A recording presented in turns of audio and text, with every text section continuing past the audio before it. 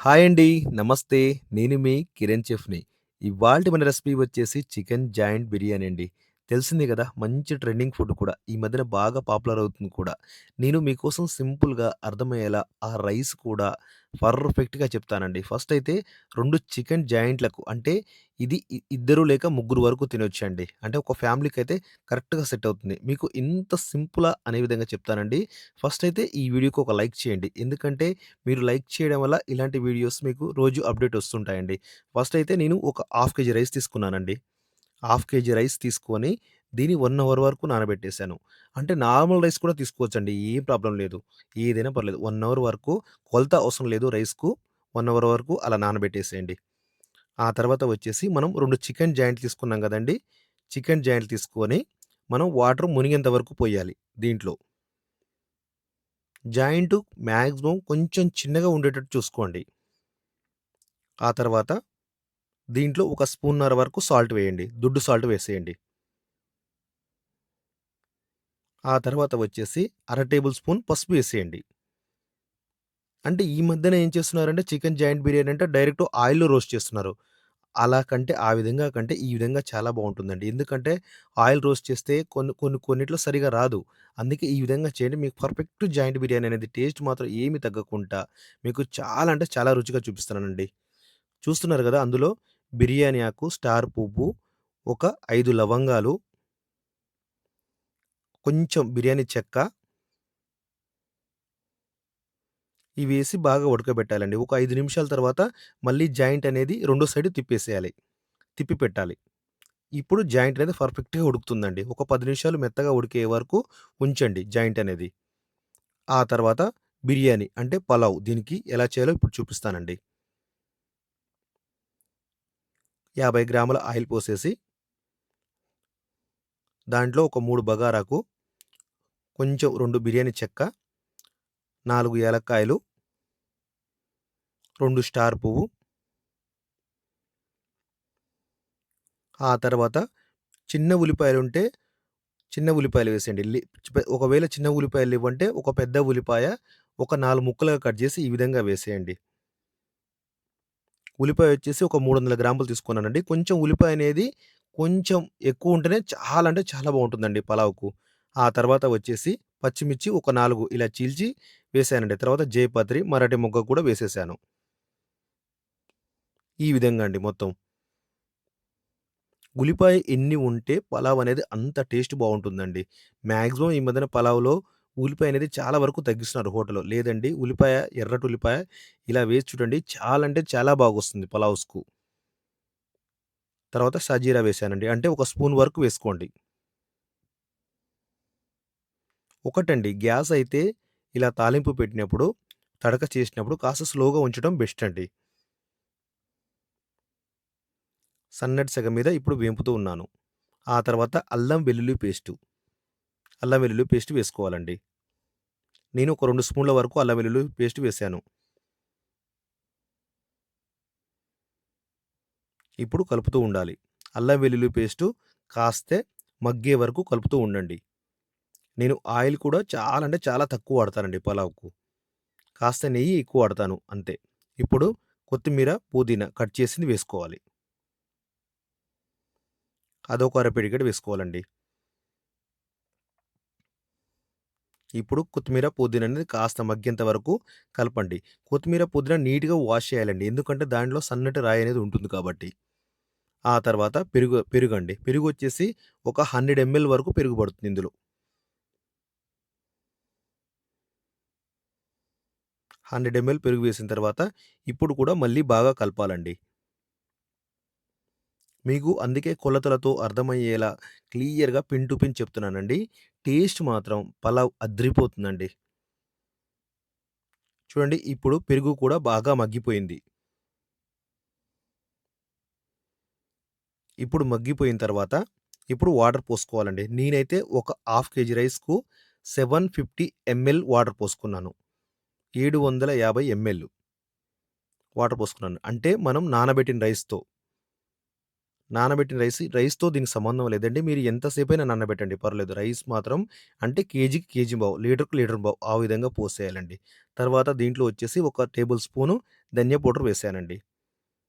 నేను half KG రైస్‌కు 750 ML వాటరేశాను. ఆ తర్వాత గరం మసాలా అండి. చెక్క, లవంగ, యాలకులు ఈ 3 పట్టిన గరం మసాలా వేశాను. ఈ గరం మసాలా వచ్చేసి ఒక అర టేబుల్ స్పూన్ వరకు వేశాను. ఆ తర్వాత వచ్చేసి సాల్ట్ అండి. సాల్ట్ వచ్చేసి చూసుకొని వేసుకోండి. ఎందుకంటే ఆల్రెడీ మనం పీసులలో కూడా వేసుకున్నాం, ఉడకబెట్టాం. ఒక స్పూన్నర వేశాను. అంటే 25 గ్రాముల వరకు సాల్ట్ వేశానండి. మీరు వాటర్ బదులు పాలు పోసుకోవచ్చని కొందరు అడగొచ్చు. కొందరు కొబ్బరి పాలు పోసుకుంటారు. కొందరు నార్మల్ పాలు కూడా పోసుకోవచ్చండి. ఏం ప్రాబ్లమ్ లేదు. ఆ తర్వాత బాగా నానినటువంటి రైస్ ఇందులో వేశాను. రైస్ వేసి కాస్త నిదానంగా కలుపుతూ ఉండాలండి. కొందరు పలావ్‌కు పర్ఫెక్ట్‌గా చేస్తారు. రైస్ పోగొడతారండి. రైస్ పోగొట్టకుండా ఉండాలంటే ఈ విధంగా చేసేయండి. నేను చెప్పిన పద్ధతి పాటించండి. మీకు పర్ఫెక్ట్‌గా రైస్ కూడా చాలా అంటే చాలా బాగొస్తుంది. ఇప్పుడు మొత్తం కలుపుకోవాలి. రైస్ వేసిన తర్వాత ఖచ్చితంగా కలుపుకోవాలండి. ఇప్పుడు ఒక 5 నిమిషాలు వాటర్ ఇంకేంత వరకు అంటే మన బుడగలొచ్చేంత వరకు నిదానంగా కలుపుతూ ఉండాలి. మరీ ఎక్కువ కలపొద్దండి. రైస్ విరుగుతూ ఉంటుంది. ఈ విధంగా రావాలండి బుడగలనేది. రైస్‌కు, వాటర్‌కు ఒక లెవెల్ కావాలి. ఇప్పుడు కాస్త కలుపుతూ ఉండాలి. కాస్త స్లోగా కలుపుతూ ఉండాలి. రైస్ చూసారా చాలా అంటే చాలా పలుకుంది. పలుకున్నంత మాత్రం ఏమి టెన్షన్ పడొద్దు. వాటర్ కూడా అస్సలు యాడ్ చేయొద్దండి. అదే గుంజుకుంటుంది రైసు. మీకు పర్ఫెక్ట్‌గా వస్తుంది. ఇప్పుడు మీరేం చేస్తారంటే ఇదంతా ఒక లెవెల్‌గా అనేసి దీని మించి కాస్త నెయ్యి వేసుకోండి. నేనైతే ఒక 3 టేబుల్ స్పూన్ వరకు నెయ్యి వేశాను. ఈ విధంగా నెయ్యి చూసారా ఎంత బావుందో! నెయ్యి పట్టి కూడా పలావ్ చేసుకుంటే చాలా బావుంటది. నెయ్యి పర్ఫెక్ట్‌గా ఉంటే మంచి నెయ్యితే పలావ్ మంచి స్మెల్ ఒస్తుందండి. ఈ విధంగా. ఇప్పుడు మీరేం చేస్తారంటే గ్యాస్ మాత్రం చాలా అంటే చాలా చిన్నగా పెట్టాలండి. ఎంత చిన్నగా పెడితే అంత పర్ఫెక్ట్‌గా వస్తుంది పలావ్ అనేది. ఇప్పుడు దీని నుంచి కొంచెం కొత్తిమీర ఎసేసి మూత పెట్టేసానండి.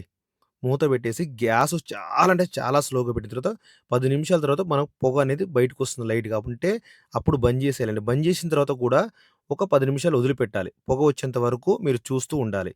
చూడండి పలావ్ చూడండి పొల్లులు ఎంత బాగా వచ్చిందో రైసు. ఈ విధంగా వస్తుందండి. ఇంకా వాటర్ కూడా మీరు యాడ్ చేయాల్సిన అవసరం లేదు. వాటర్ కొంతమంది ఇంకిపోగానే అమ్మో! చాలా పలుకుంది. ఇప్పుడు ఎలా రైసు ఇంకా పలుకొస్తుందని కంగారు పడతారు గానీ ఏముండదండి. మీరు ఒక 10 నిమిషాలు అలా రైస్‌ని వదిలిపెడితే మాత్రం పర్ఫెక్ట్‌గా వస్తుందండి. చూడండి ఎంత బాగా అయిందో పర్ఫెక్ట్‌గా. ఇకపోతే చికెన్ జాయింట్ చేసే విధానం కూడా ఇప్పుడు చూపిస్తానండి. కొంచెం ఆయిల్ పోసుకున్నాను. ఒక 80 ఎంఎల్ ఆయిల్ దాకా పోసుకున్నాను. అందులో సన్నగా కట్ చేసిన 2 పచ్చిమిర్చి, కొంచెం బ్రౌన్ ఆనియన్ టైప్‌లో ఉల్లిగడ్డ పొడుగ్గా కట్ చేసుకున్నానండి. కాస్త ఆయిల్ అనేది బాగా హీట్ అయిన తర్వాత వేసేయాలి. ఆ తర్వాత ఒక టమాటా కూడా వేశానండి. టమాటా కూడా వేసేసి ఇది బాగా మగ్గిపోవాలి. మంచి మగ్గిన తర్వాత జాయింట్ పలావ్ అంటే ఈ మధ్యన ఏం చేస్తున్నారంటే డైరెక్ట్‌గా టైం వేస్ట్ చేయకుండా డైరెక్ట్ ఆయిల్ రోస్ట్ చేసేసి దాని నుంచి ఉప్పు, కారం చల్లి బాగా చల్లి ఇచ్చేస్తున్నారు. అలా కాదండి. ఒక్కొక్కసారి పెద్ద ముక్కలైతే సరిగ్గా ఉడకవు. ప్రాబ్లమ్ అయితది. తర్వాత ఒక పావు టేబుల్ స్పూన్ పసుపేసేసి, కొంచెం అల్లం వెల్లుల్లి పేస్ట్ వేసేసి ఈ మధ్యన చూస్తున్న పలావ్‌లో మాత్రం అదే ట్రెండ్ అవుతుందండి బాగా. ఆయిల్ రోస్ట్ చేయడం, ఇలా పలావ్ వేసేయడం. అలా దానికంటే ఇది చాలా అంటే చాలా బావుంటుందండి ఈ స్టైల్‌లో పలావ్ అనేది. ఈ మధ్యన మనం బిర్యానీ కూడా అంటున్నాం దాన్నే. యాక్చువల్లీ ఇది పలావ్ అంటారు మాక్సిమం. ఇలా చేసి మనం అల్లం వెల్లుల్లి పేస్ట్ కూడా బాగా మగ్గాలండి. 2 టేబుల్ స్పూన్ వేసుకున్నాను మీరు చూసారు గదా! ఆ తర్వాత వచ్చేసి ఇందులోనే సాల్ట్ వేసేయాలి. ఒక స్పూన్ వేసుకున్నాను. ఎందుకు తక్కువేసుకున్నానంటే ఆల్రెడీ మనం ఉడకబెట్టేప్పుడు జాయింట్‌లో వేసేసాం కాబట్టి. తర్వాత కారం కూడా వేశానండి. కారం వచ్చేసి ఒక స్పూన్నర వరకు వేశాను. తర్వాత కొంచెం కస్తూరి మేతి వేశాను లాస్ట్‌లో.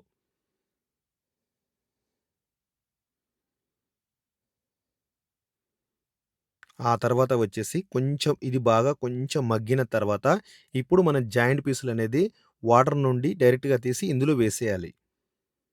మీకు జాయింట్ పీసులనేది ఒకవేళ అందులో ఉడకబెట్టినా కూడా, ఇందులో మాత్రం కాస్త ఒక 10 నిమిషాల వరకు ఎంత ఉడికినా సరే గ్యాస్ అనేది కాస్త స్లోగా పెట్టి, ఇలా చేస్తూ ఉండాలి.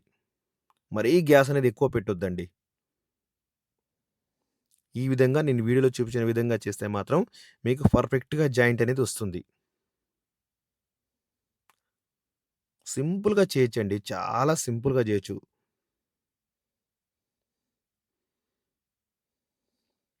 కొంచెం ఆ మసాలా అనేది జాయింట్ మించి వేస్తూ ఉండాలి. ఆ ఉల్లిపాయ, టొమాటో మసాలనేది. వేస్తూ ఉంటే ఇంకా జాయింట్‌కి పర్ఫెక్ట్‌గా పడుతుంది సాల్ట్ కూడా.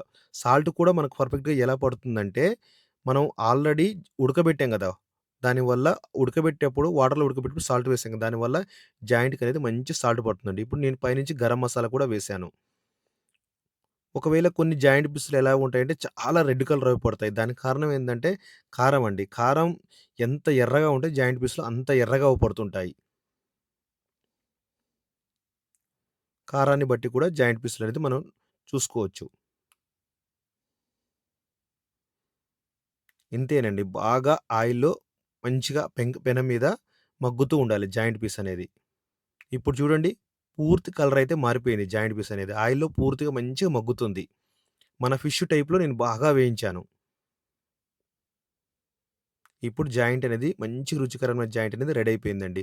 దాదాపుగా 10 నిమిషాల నుంచి ఎక్కువ పట్టిందండి నాకు టైం ఈ జాయింట్ వేయించడానికి.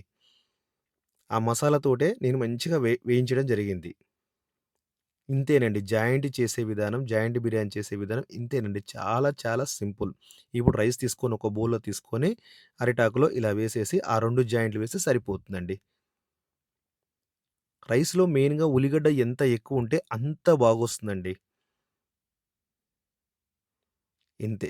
చాలా అంటే చాలా సింపుల్. అలాగే నెక్స్ట్ మీకు ఏం కావాలనుకుంటున్నారో ఫుడ్డు అది కూడా మాకు కామెంట్ చేయండి. మీ కామెంట్‌కి నేను ఖచ్చితంగా రిప్లై ఇస్తాను. మీకు జాయింట్ బిర్యానీ కాకుండా ఇంకా జాయింట్ బిర్యానీలో కూడా ఇంకో రకం కూడా చేసి చూపిస్తానండి ఆయిల్ రోస్ట్. అది కూడా ఎలా చేయాలో నెక్స్ట్ వీడియోలో నేను ఖచ్చితంగా చూపిస్తాను. అన్ని రకాల జాయింట్ బిర్యానీలు, పలావులు అన్నీ చూపిస్తున్నాను. అలాగే బిర్యానీకి సంబంధించినవి కూడా ఒక కేజీ నుండి 10 కేజీల వరకు నా ఛానెల్‌లో అన్నీ ఉన్నాయండి. మీరు చూసుకోవచ్చు. అలాగే కొత్తగా ఛానెల్ చూస్తున్న వారైతే సబ్స్క్రైబ్ చేసుకోండి. ఎందుకంటే మీకు యూజ్ ఉంటుందండి ఈ ఛానెలు. ప్రతి ఒక్కటి కొలతలతో సహా నేను చెప్తాను గాబట్టి.